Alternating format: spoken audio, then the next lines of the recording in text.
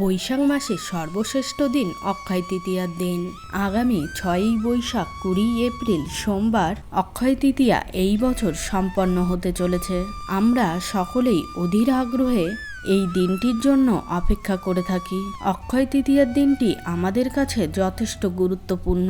শাস্ত্র অনুসারে কোনো ব্যক্তি এই দিনে যে কাজই করে থাকুক না কেন সেটি অনন্তকালের জন্য অক্ষয় হয়ে থাকে।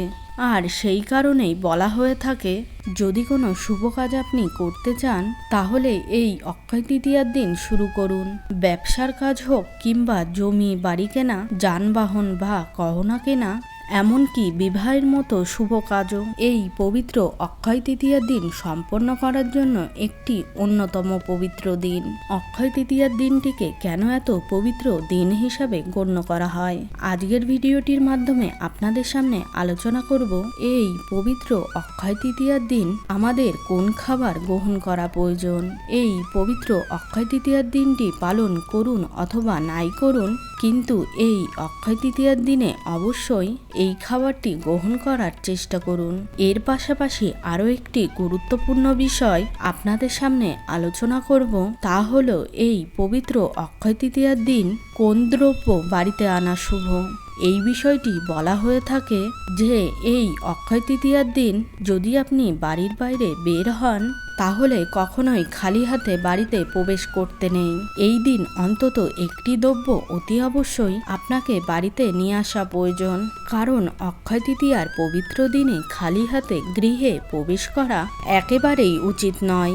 এতে গৃহের অকল্যাণ হয়। তাই অক্ষয় তৃতীয়ার এই পবিত্র দিনে অতি অবশ্যই এই খাবারটি ভগবানের উদ্দেশ্যে প্রথমে নিবেদন করে তারপর আহার করুন এবং তারই সঙ্গে এই সামান্য একটি দ্রব্য নিয়ে গৃহে প্রবেশ করুন। শাস্ত্রবিদরা পরামর্শ দিয়েছেন এই অক্ষয় তৃতীয়ার দিন অতি অবশ্যই নিরামিষ আহার গ্রহণ করা প্রয়োজন। এই বিষয়টি কিন্তু সকলের ক্ষেত্রেই প্রযোজ্য। যারা অক্ষয় তৃতীয়া পালন করছেন বা পুজো করছেন তাদের ক্ষেত্রেও এই বিষয়টি যেমন প্রযোজ্য, আর যারা অক্ষয় তৃতীয়া পালন করছেন না তাদের ক্ষেত্রেও এটি একইভাবে প্রযোজ্য। শাস্ত্র অনুসারে এই দিন চাল, মুগ ডাল এবং বিভিন্ন সবজি, খিচুড়ি খাওয়ার নিয়ম রয়েছে। যদি কেউ অক্ষয় তৃতীয়া পালন করে থাকেন এবং অক্ষয় তৃতীয়ার পুজো করে থাকেন তাহলে পূজার নৈবেদ্য হিসাবে অবশ্যই এই ভোগের খিচুড়ি প্রসাদ ভগবানের উদ্দেশ্যে অর্পণ করুন এবং পুজো শেষ হয়ে যাওয়ার পর এই ভোগের প্রসাদ অবশ্যই গ্রহণ করবেন।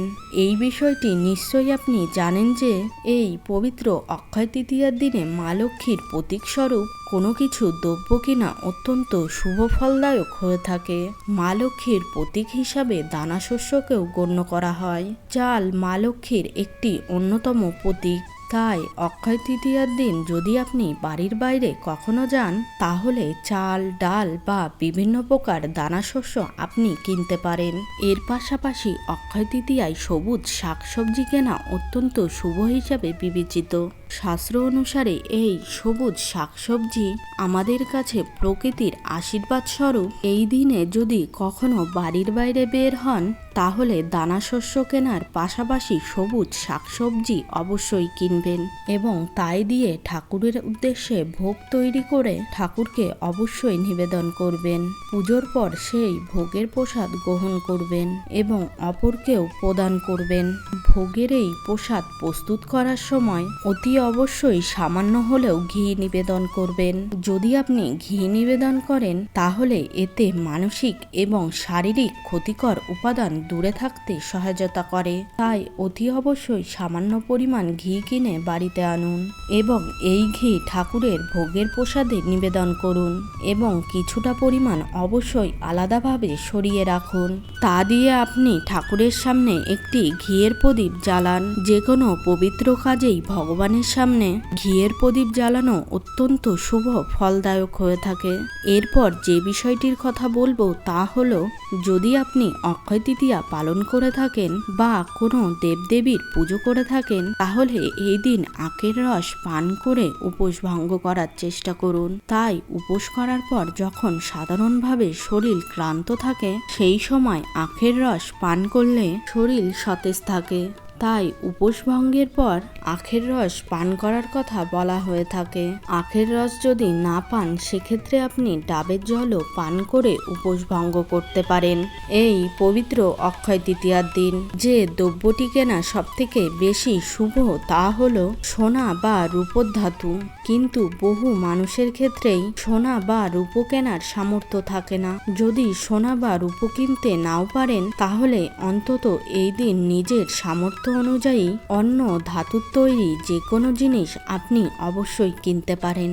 আর তাও যদি না পারেন হলে আপনার গৃহের জন্য যেটি সবথেকে বেশি প্রয়োজন বা আপনার যেটি প্রয়োজন সেই ধরনের একটি দ্রব্য অতি অবশ্যই এই অক্ষয় তৃতীয়ার পবিত্র দিনে বাড়িতে নিয়ে আসার চেষ্টা করুন।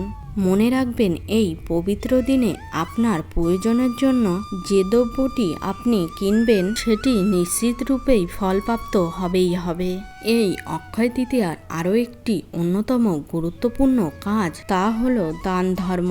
এই দিন যদি আপনি কোনো মানুষকে বা কোনো গরিব দুরস্থ বা ভিখারি কোনো ব্যক্তিকে কোনো পশু পাখিকে কোনো কিছু দান করতে পারেন বা খাওয়াতে পারেন তাহলে সেটা অত্যন্ত শুভ ফল প্রদান করে।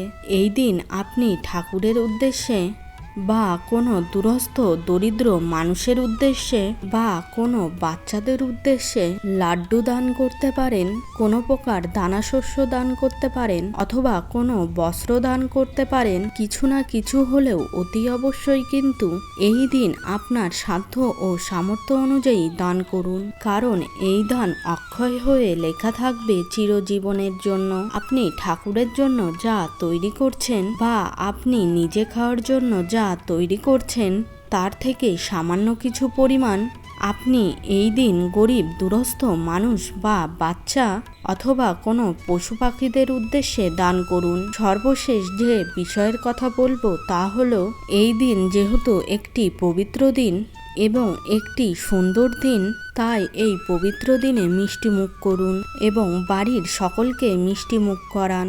এভাবেই একটি সুন্দর সম্পর্ক তৈরি করুন। নিশ্চিত রূপেই সেই সম্পর্ক অক্ষয় হয়ে থাকবে। অক্ষয় তৃতীয়ার এই পবিত্র দিনটি আপনার খুব ভালো কাটুক এই কামনা করে আজকের মতো ভিডিওটি এখানেই শেষ করলাম। নমস্কার, ধন্যবাদ। ঈশ্বর আপনার মঙ্গল করুক।